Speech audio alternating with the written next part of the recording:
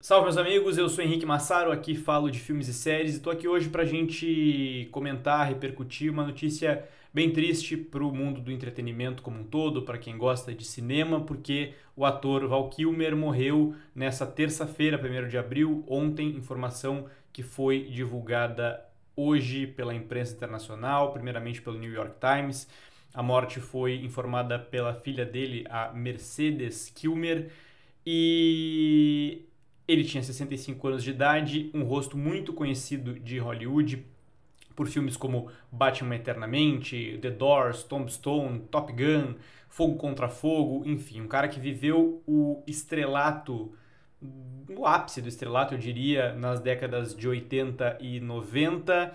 Foi marcado por atuações muito elogiadas, por ter sido um galã da sua época, por ter sido um antagonista muito conhecido, por obviamente ter sido o Batman também, depois do Michael Keaton, e também por muitas polêmicas, principalmente envolvendo o fato de ele ser, segundo alguns depoimentos, segundo algumas notícias, um ator difícil de lidar.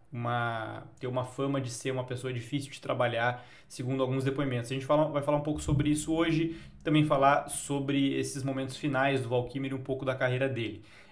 Segundo as informações, ele morreu por conta de uma pneumonia, mas a gente sabe que há mais ou menos 10 anos ele lutava contra um câncer de garganta, que teria sido superado já, mas a gente também fica muito na dúvida de quantas sequelas esse câncer teria, do quão fragilizado ele teria ficado, e aí por conta disso talvez uma pneumonia que pode ser bem grave, né, teria tirado a vida do ator. A gente não tem detalhes quanto a isso, a gente pode apenas especular. A gente sabe que o estado de saúde dele há vários anos já era bem complicado. Isso veio a público em 2016, segundo o Michael Douglas, o ator, produtor, enfim, Michael Douglas deu uma declaração falando que o Val Kilmer estava lutando contra um câncer de garganta.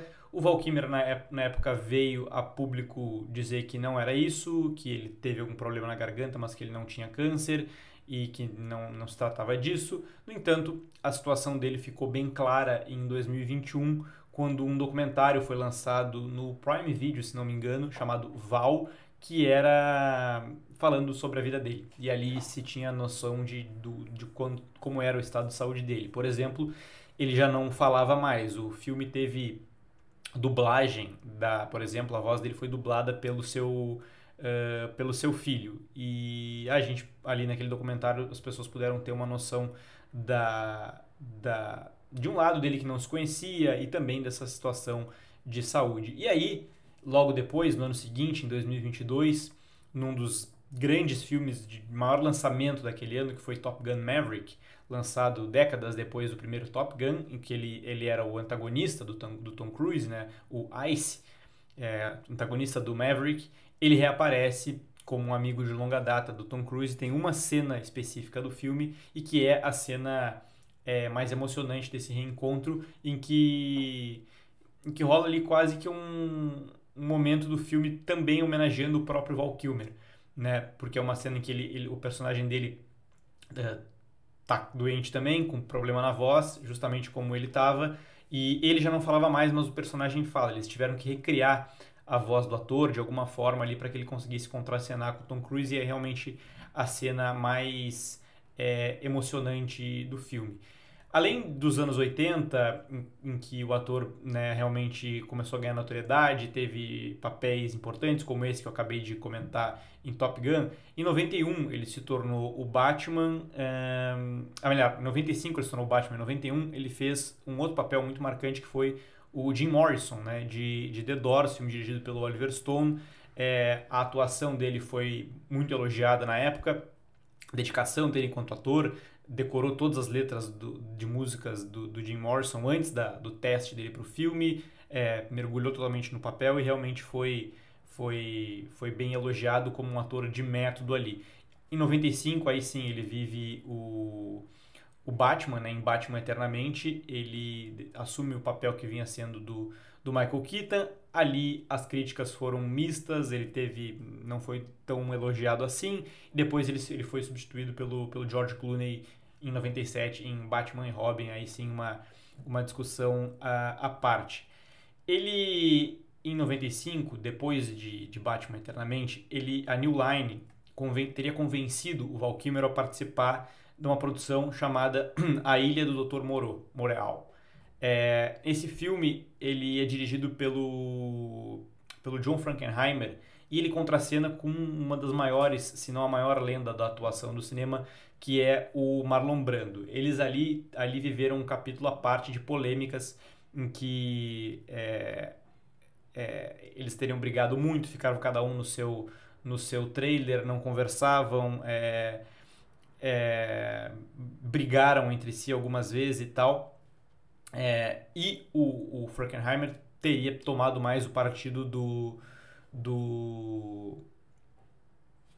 não é que tomou mais partido do Marlon Brando, mas pegou uma impressão muito ruim do Val Kilmer. Chegou a dizer, por exemplo, que existem duas coisas que eu não farei na minha vida. A primeira delas é escalar o Monte Everest, a outra é trabalhar com o Val Kilmer novamente, porque ele realmente pegou uma fama de ser muito difícil, tá? Ele, uma reputação de ser egocêntrico, enfim. Foram vários desentendimentos que ele foi acumulando na carreira, principalmente nos anos 90. Inclusive, em 96, um artigo de capa da Entertainment Weekly descreve ele como o homem que Hollywood adora odiar. O Oliver Stone, que trabalhou com ele em 91, falou que ele ofendia as pessoas por ser um cara difícil de entender. Mas também, ao mesmo tempo, existem diversos elogios. Por exemplo, o Robert Downey Jr., que contracenou com ele numa comédia de mistério chamada Beijos e Tiros, disse que ele não gostava do Val Kilmer no início e tal, mas que depois eles acabaram virando amigos. E disse, inclusive, que sempre foi notório que ele era um cara excêntrico. Eu queria destacar também que, ele viveu nos anos 90, nesse auge aí, ele viveu também Fogo Contra Fogo, que ele contracena, por exemplo, com Al Pacino e Robert De Niro, além do Jon Voight. É um filmaço que, inclusive, vai ter o 2 em breve, o Oliver Stone, ou melhor, o Michael Mann, que é o diretor do filme, anunciou recentemente que vai fazer uma nova versão, uma sequência do clássico moderno de 95. Esses papéis, o Oliver Stone, por exemplo, que eu comentei, chegou a trabalhar com ele de novo em Alexandre o Grande, filme de 2004, que foi muito mal recebido, e é um dos caras que hoje, agora pós-morte, prestou homenagem a ele. O Coppola prestou homenagem a ele, diz que vai lembrar para sempre do Val Kilmer, que ele foi um cara... ele era o mais talentoso da sua escola e ele foi, aos 17 anos, aceito na Juilliard, uma das escolas mais prestigiosas de atuação de Nova York. E aí, só pra gente resumir aqui, pós anos 90, muito por conta talvez dessas famas, de ser difícil, e uma própria decisão do próprio ator, ele começou a ir mais para filmes mais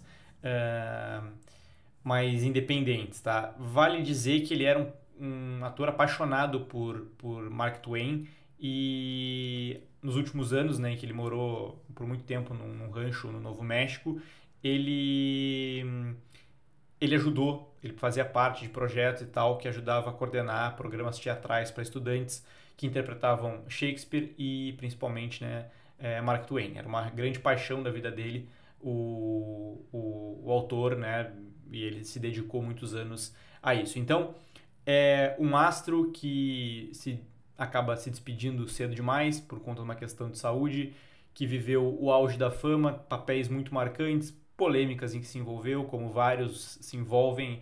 A fama e a sua imagem perante ao público e seus pares é uma coisa, às vezes, difícil de conciliar, mas que deixa um legado gigante aí na atuação. Era isso que eu tinha para dizer hoje, até o próximo vídeo e tchau!